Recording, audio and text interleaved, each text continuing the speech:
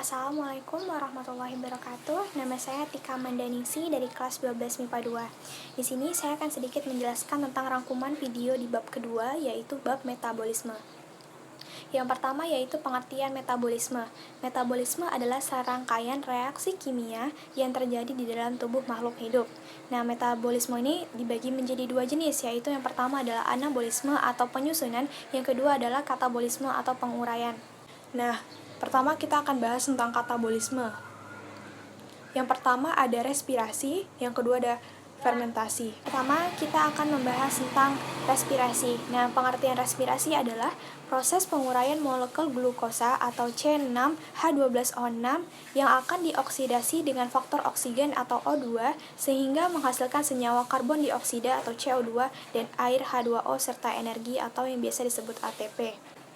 Rumus umum untuk respirasi yaitu C6H12O6 ditambah 6O2 ditambah 6CO2 tambah 6H2O dan ditambah energi atau ATP.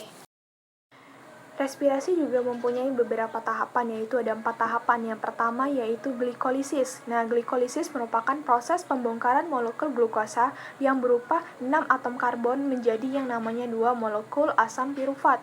Nah, nilai dari satu asam pirufat yaitu 3C atau 3 karbon.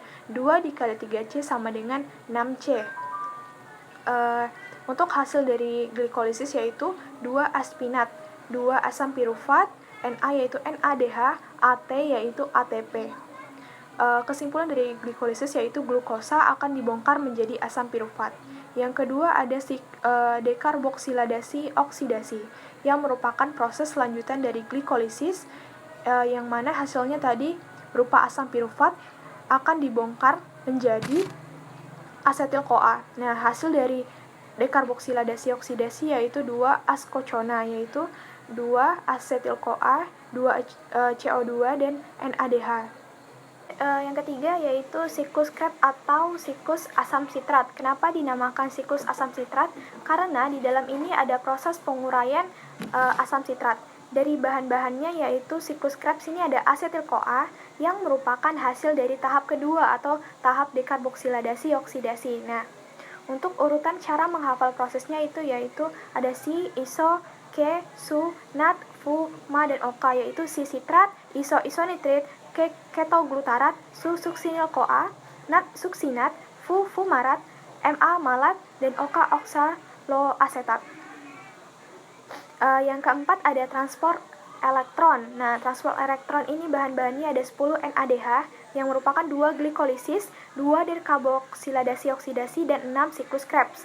Ada 2 FADH yang merupakan hasil dari siklus Krebs, ada 10 NADH, nanti dikalikan dengan 3 yaitu 30 ATP, ditambah dengan 2 FADH sama dengan 4 ATP.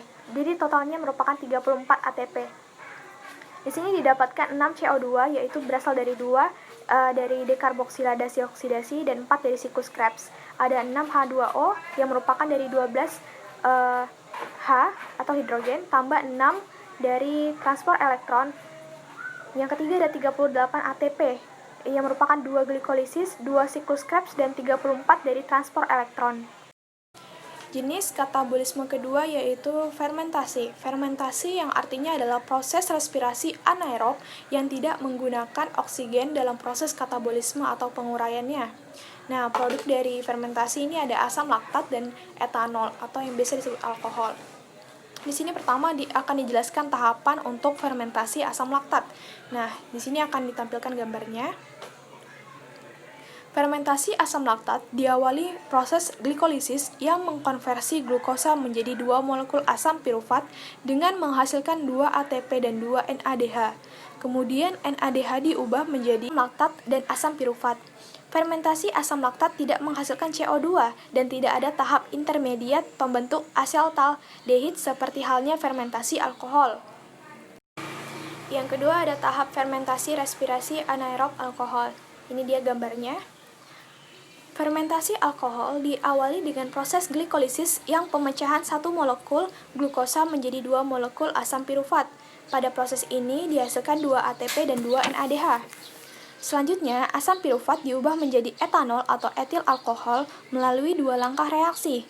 Yang pertama adalah pembebasan CO2 dari asam pirufat, 3 karbon yang kemudian diubah menjadi asetaldehyda 2 karbon.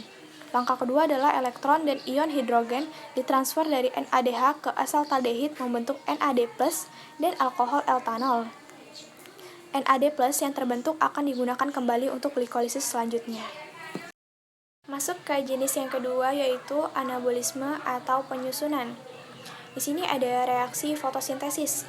Kita tahu kalau misalnya fotosintesis ada reaksinya yaitu CO2 atau karbon dioksida ditambah H2O tambah air menghasilkan C6H12O6 atau glukosa dan oksigen atau O2. Di sini ada 2 reaksi yaitu reaksi gelap atau yang biasa disebut Calvin dan reaksi terang yang biasa disebut reaksi Hill.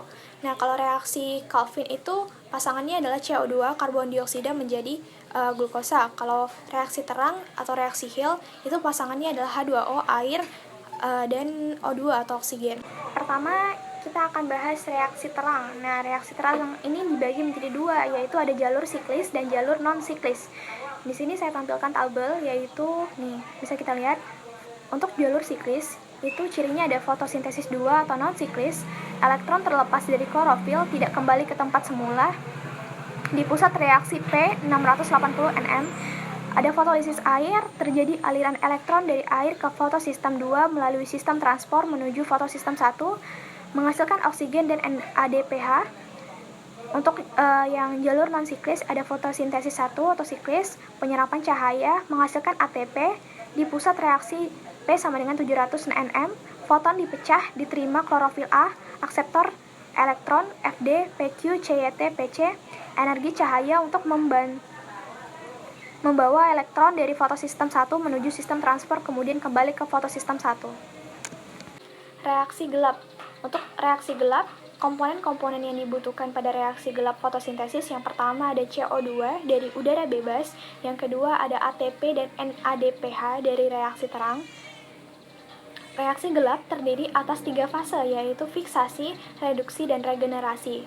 Untuk menghafalnya, reaksi gelap terjadi di stroma, bahannya ada ATP, NADH, dan CO2 atau karbon dioksida.